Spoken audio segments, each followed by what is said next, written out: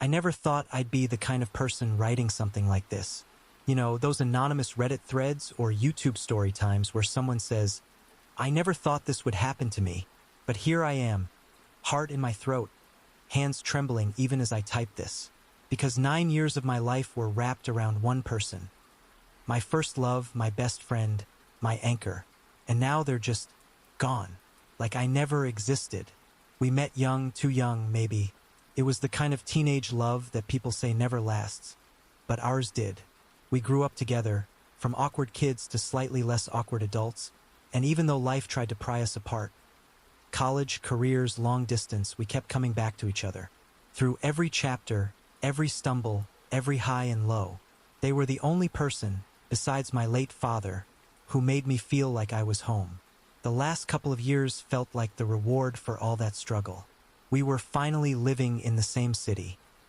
We made Sunday morning routines, inside jokes that spanned literal years, playlists that could narrate our entire relationship. Yes, we had our issues, we both dealt with mental health stuff, but we knew how to hold each other through the darkness. We were each other's safety nets. That's why what happened still doesn't make sense to me. It didn't start with a fight. There was no dramatic betrayal, no screaming matches or ultimatums. In fact, the weeks leading up to everything were some of our strongest. We were affectionate, laughing together, staying up too late talking about the future. They told me I was their best friend, that the idea of me being with someone else made them sick, that they wanted to grow old with me. Kids were even on the table someday. And then one night, everything shifted. They came over looking nervous, eyes red, voice shaky. I thought maybe something bad had happened at work, or they were dealing with a depressive episode. I reached out to comfort them, but they flinched, gently pulling away. And then they said words I'll never forget. "I think I'm going through something, an identity thing. I don't know who I am anymore." I sat frozen, listening as they explained that they were questioning everything, who they were, their sexuality, whether the relationship still fit with who they were becoming. They mentioned someone from work, who they said had been ruining their life. That phrase hit me like a train. Who talks like that about someone unless there's a storm raging inside them? They insisted that nothing physical had happened, that it wasn't about this other person, that they didn't even know them well, just through the creative projects they worked on together. Still, they admitted feeling a strange, magnetic pull, something that triggered doubt, confusion. They cried.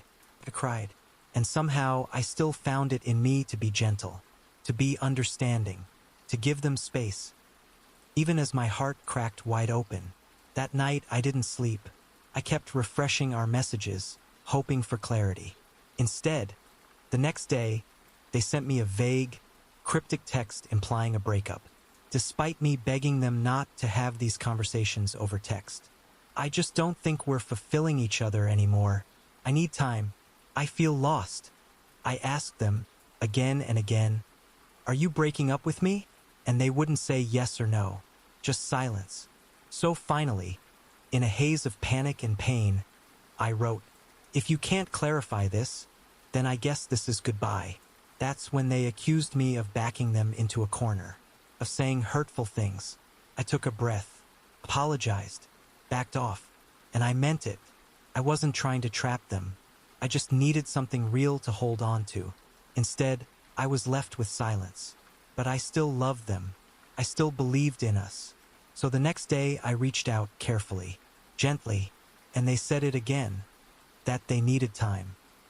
That I was the one who had said it was a breakup, that I'd been emotional, which I had, but how could I not be? I still believed, even then, that we'd find our way back to each other. They promised we weren't going no contact, that they still loved me, that I was still their best friend. They swore they'd never ghost me.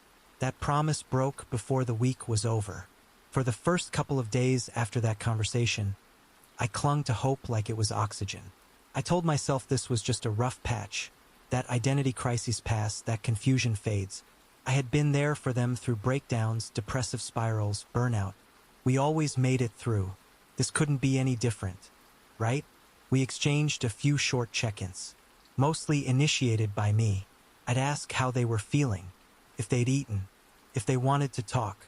Their responses got shorter, colder, still polite, but emotionally hollow, like they were answering a distant acquaintance instead of the person who once knew every inch of their heart. And then, nothing. One morning, I woke up and realized I hadn't heard from them in over 24 hours, then 48, then 72. My heart started to race. I opened our chat. No new messages.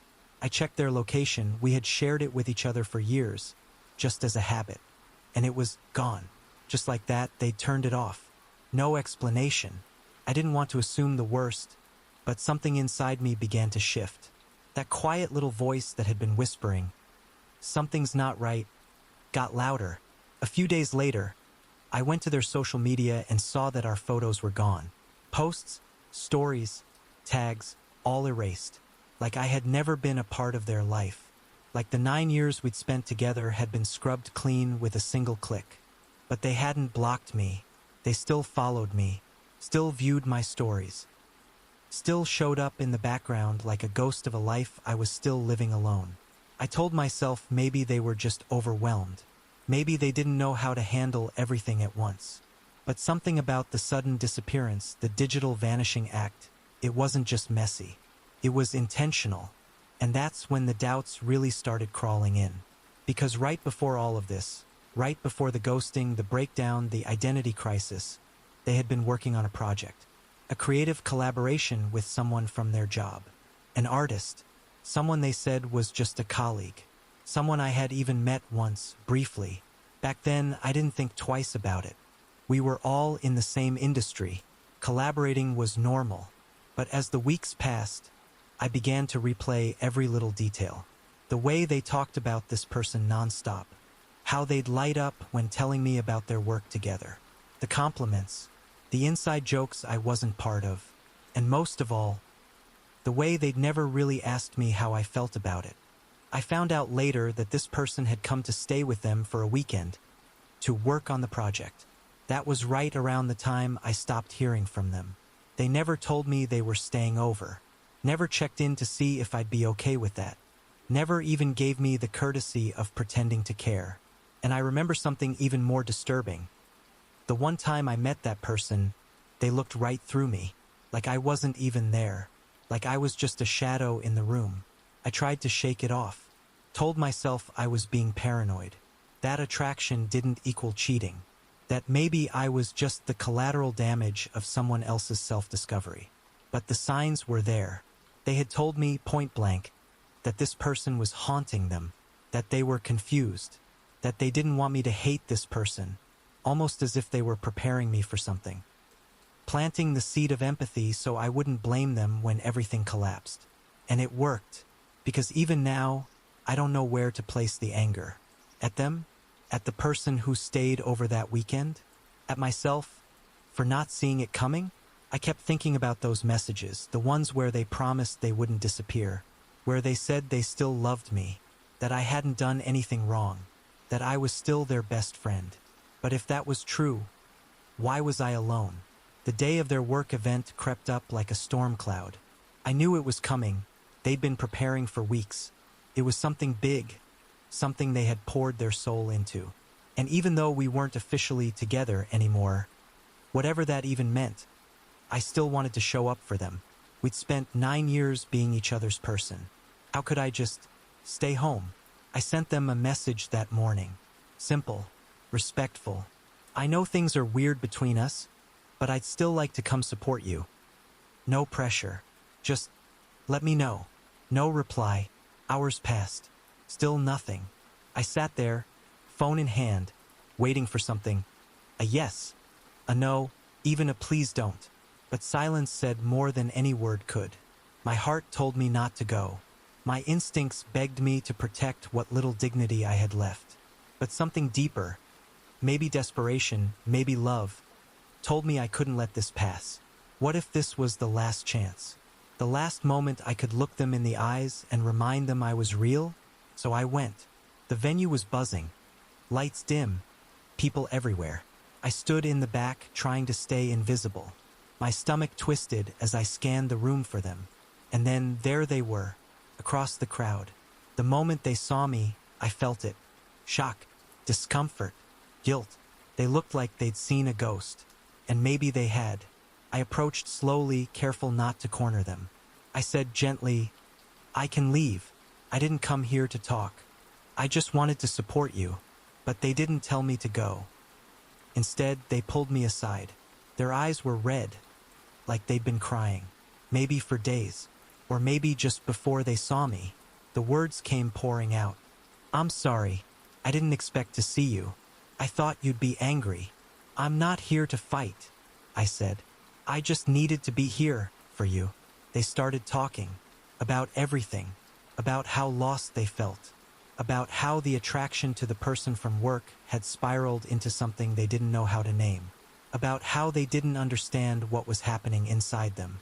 They didn't say the word breakup, but everything they said whispered it. And then, quietly, almost as an afterthought, "I think I might be catching feelings for them. I don't know. It's just different." That sentence shattered something in me. Not because they were falling for someone else, but because I realized they already had. Whether they'd acted on it or not, emotionally, they were gone. We stood there for a long time, crying, not crying, saying too much, saying nothing at all. Before I left, they asked for a hug. I hesitated, but I gave it to them, because no matter what had happened, I still loved them. I still remembered who they were before all this. That night, I got a long message from them. A wall of text. It was full of contradictions, apologies, confessions, empty promises. "You didn't do anything wrong. This is all me. I still love you. I don't want to go no contact. You're still my best friend." Part of me wanted to believe it, to hold on to those words like a lifeline. But the other part, the part that had watched them erase me from their life, knew better. Over the next 3 days, we exchanged a few gentle check-ins. Mostly me again, them responding with distant warmth, like someone slowly walking backwards into the fog, waving as they vanished. And then, on the 4th day, they stopped responding altogether. Just like that. No fight, no goodbye, no explanation. They disappeared. The days that followed were the quietest of my entire life. Not peaceful quiet, not the kind you savor. This was void quiet. The kind that hums in your ears like static, loud only because of what it used to be full of. The kind where every second stretches like rubber, taut with memories. I didn't know what to do with myself. I'd reach for my phone on instinct 100 times a day, to share something funny, or ask a random question, or just say, "I love you," and then I'd remember. There's no one on the other side of that line anymore. The person who used to be my home was gone. And they had left without locking the door behind them. Everything was open-ended. No closure, no clarity, just cold, open air. I went back through our messages. I reread every text, every voice note, every meme, every good night. "I love you," every plan for the future. I watched us fall apart in real time, frame by frame. I kept trying to spot the moment it all changed. The exact second they began drifting away. But I couldn't find it, because it didn't feel like a slow fade. It felt like they flipped a switch. I started replaying everything. The tears they cried when they said they were confused. The hug they gave me at that event. The words they said about still loving me. Was any of it real? Or was it all just damage control? A soft way to let me down without taking responsibility? My thoughts became obsessive. I'd wake up in the middle of the night, heart pounding, convinced I'd missed a message. I'd check my phone compulsively. Nothing. Not even a seen notification. Still no response. Still no sign of life. And yet they still hadn't blocked me. They still followed me. Still watched my stories. Still hovered at the edge of my digital world like some kind of ghost. A haunting presence. A reminder of what I had lost, but couldn't fully bury. That hurt more than if they just cut me off. At least then I could start healing. But this was slow-motion psychological torture. They left the door cracked open, just enough to make me hope. And I did hope, against every ounce of logic, against all self-respect. I hoped they would come back. I told myself they were overwhelmed, that maybe they were scared, that maybe, just maybe, they'd wake up one morning and remember how much we loved each other, that they'd realize this was all a terrible mistake. But deep down, I knew, especially when I remembered that weekend, the one where their colleague came to stay. At the time, I didn't even blink. I trusted them, trusted us. I had no reason not to, but looking back, everything about that situation feels off. They never asked if I was okay with it, never talked to me about boundaries, never even told me when it was happening. I only found out afterward, and when I brought it up, they brushed it off, said it was purely professional, said I was overthinking, but my gut was screaming. Because this was the same person they had admitted being attracted to, the same one they said was ruining their life. And now that I'm on the outside looking in, I can't ignore the timeline. They disappeared right after that weekend. Did something happen between them? Was it already happening before then? I don't have proof. I may never have it. But I did see a few of their texts once, not even on purpose. And something about the tone between them, it was intimate, light flirting, inside jokes, words layered with subtext. Nothing explicitly romantic, but it didn't need to be. It felt like emotional cheating at the very least. A betrayal of the deepest kind, the kind you can't screenshot or confront because it lives in between the lines. It was the secrecy that burned, the cowardice of not owning what was really going on. They told me not to blame this person, told me they weren't at fault. But how could I not? This person knew about me, had met me, had smiled to my face and acted like I didn't exist. And now they were the one my partner might have left me for. And the cruelest irony? I had helped with that project. I had spent my own money, my time, my ideas. I had supported something that, in hindsight, may have been the thing that ended us. I built the stage for my own exit. I think that's what hurts the most. Not just that they left me, but that I was still loving them, still believing in them, even as they were slowly pushing me out of their life, that I was giving while they were already gone.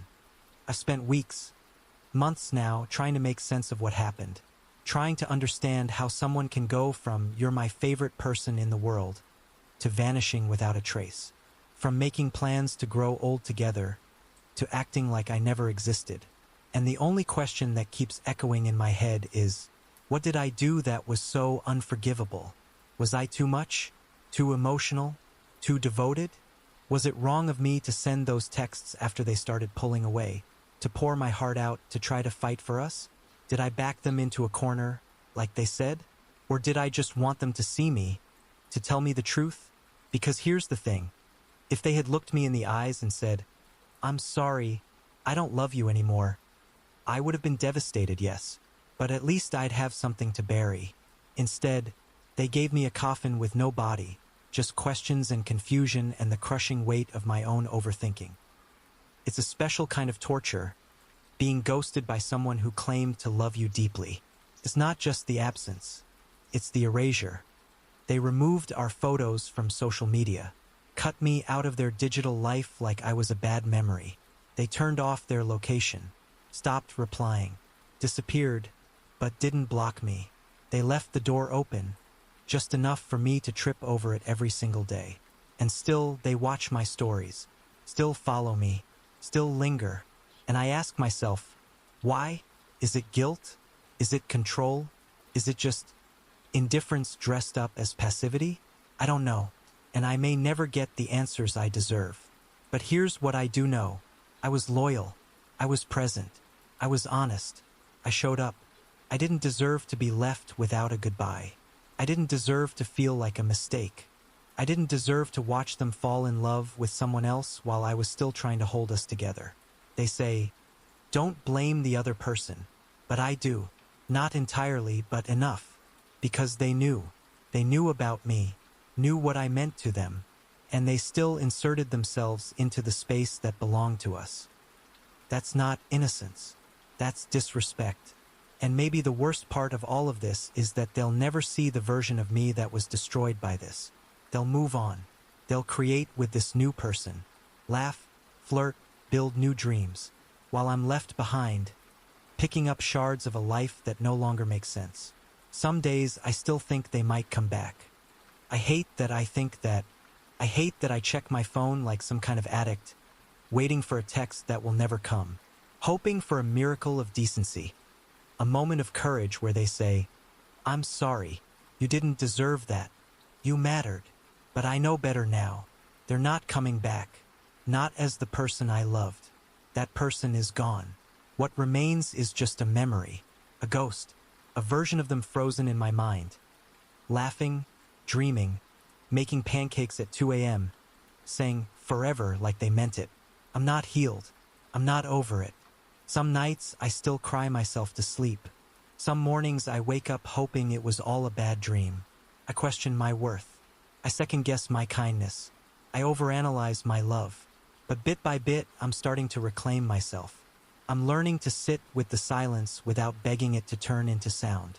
I'm letting go not because they deserve forgiveness, but because I deserve peace. And if you're reading this, wondering if you did something to deserve being left behind, let me be clear, you didn't. People who love you don't disappear. People who respect you don't leave you begging for clarity. And people who are worthy of your heart will never make you feel like loving them was a mistake. So no, it's not wrong of me to suspect emotional cheating. It's not wrong to feel hurt. It's not wrong to demand honesty.